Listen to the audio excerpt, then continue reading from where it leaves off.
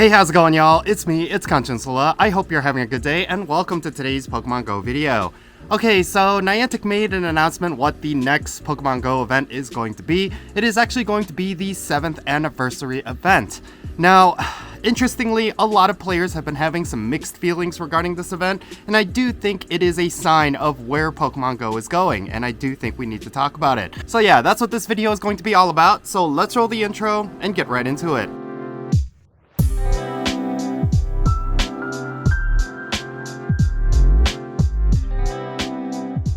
Okay, let's jump right into it. So, the Pokemon 7th anniversary is just around the corner, and yeah, 7 years, that's a pretty big milestone for Pokemon GO, and I'm really excited for everyone at Niantic that they're going to be able to celebrate this game having this much longevity. But yeah, this event is not looking too good, and a lot of people are very disappointed about it. I mean, when it comes to this event, Niantic had a lot of opportunities to do something really cool, but instead they went with kind of a mediocre spawn list, and just in general, just a lot of people were having mixed feelings regarding this event. But in any case, yeah, this event is going to be happening on Thursday, July 6th, which is this Thursday at 10 o'clock a.m. local time, and it's going to go until Wednesday, July 12th at 8 o'clock p.m. local time. It's essentially going to be a 7-day event, and it's mainly going to feature a lot of Gen 1 Pokemon. So, the Pokemon that's going to be debuting is going to be Wartortle wearing a party hat, and of course Blastoise wearing a party hat. So, all they're doing is adding an evolution for a previous event Pokemon, which, yeah, that's very disappointing. Now, in terms of the event bonuses, you're going to have an increased chance of becoming lucky friends,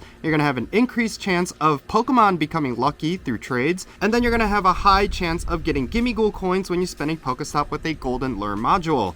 In addition to the above, each day of the 7th anniversary party will have its own unique bonuses. These bonuses will last from 12 o'clock a.m. until 11:59 p.m. local time, and they're going to include things like 2 times experience, 2 times Stardust, 2 times candy, half egg hatch distance, friendships levels increasing twice as fast, candy for transferring Pokemon, and 2 times experience for evolving Pokemon.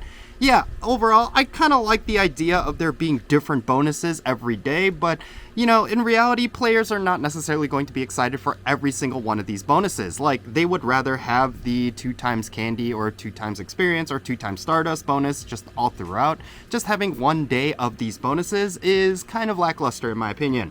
Now, in terms of the wild spawns, we're going to be getting extra spawns of Squirtle wearing a party hat, Pikachu wearing a cake hat, which I believe is new. There's going to be Meowth, Ponyta, Togedemaru, and then some trainers might even encounter Galarian Ponyta and Absol. Nothing too exciting going on here. I have to be completely honest with you. These spawns don't jump out at me, and it's really unfortunate. On July 6th, we're going to see an increase of Bulbasaur, Charmander, and Squirtle wearing a party hat. On July 7th, we're going to see an increase of Chikorita, Cyndaquil, and Totodile. July 8th, we're going to see an increase of Trico, Torchic, and Mudkip. July 9th, we're going to see an increase of Turtwig, Chimchar, and Piplup. And then on July 10th, we're going to see Snivy, Tepig, and Oshawott. And then, yeah, for July 11th, Chespin, Fennekin, and Froakie. Finally, on July 12th, Rowlet, Litten, and Popplio. Basically, they're going to be rotating these starters for every single day, which, my goodness, this is so lame. Like, I don't understand why Niantic has to lean in on the starter Pokemon. They're not even that rare.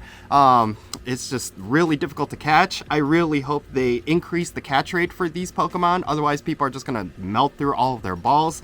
It's always something that's very frustrating when Niantic relies so heavily on starter Pokemon as the special spawns for an event. Now, let's move on to the raid battles. It's going to be pretty much more of the same. You're going to see Bulbasaur wearing a party hat, Charmander wearing a party hat, Squirtle wearing a party hat, and Pikachu wearing a cake hat in 1-star raids. Nothing too special there. Now, in 3-star raids, we're going to see Magneton, Lapras, Flareon, Snorlax, and Celio. I don't really think any of these Pokemon are that exciting. Maybe Snorlax would be a good grab to get out of 3-star raids, maybe Lapras, but overall, very lackluster right here.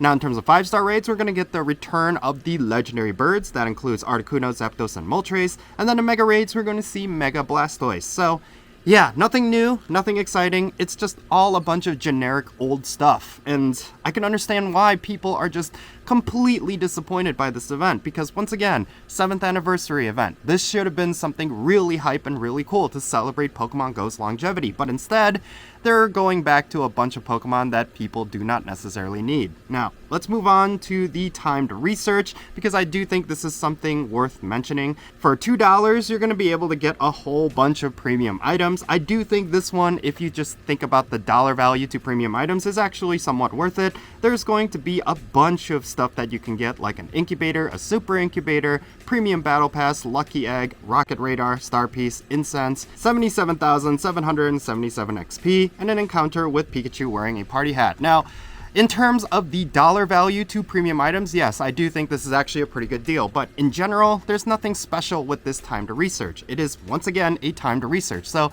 you're paying $2 for a limited time to get all of these items. So that's something you have to keep in mind if you are actually going to go for this one. Make sure you're completing it in a timely manner, or else you're going to miss out on all of these rewards, and you're going to be completely SOL.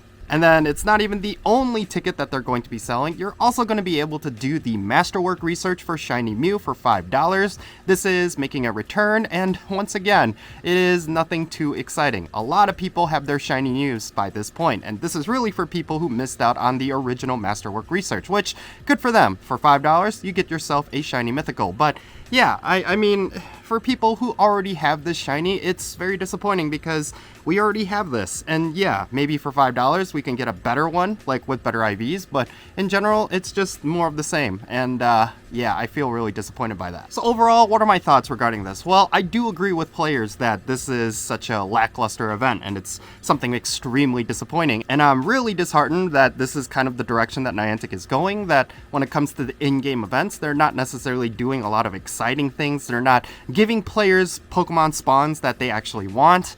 And in general, it just seems like every event is a catch-up event for new players, which I understand. They want to get new players on board with Pokemon GO, and they want to catch them up as soon as possible. But, you know, to kind of disregard older players, I feel like that's not necessarily something that they should be doing. And you know, I feel like right now with Pokemon GO, as it currently stands, it's doing a lot of catch-up itself with a lot of the mistakes that they made in the beginning of the year. And I really think that if Niantic wants to make good with the Pokemon GO community, they need to start focusing in on what players actually want. They need to start listening to the player feedback. They need to understand that players are more interested in stuff that's new and exciting, like new shinies, new Pokemon that are going to be really strong, not necessarily old stuff or costume stuff. Like, that's basically the old ways of generating hype. Like, players are not interested in their 14th Pikachu with a hat, you know, you get what I'm saying? So yeah, I feel like this is a huge misstep. I'm really hoping that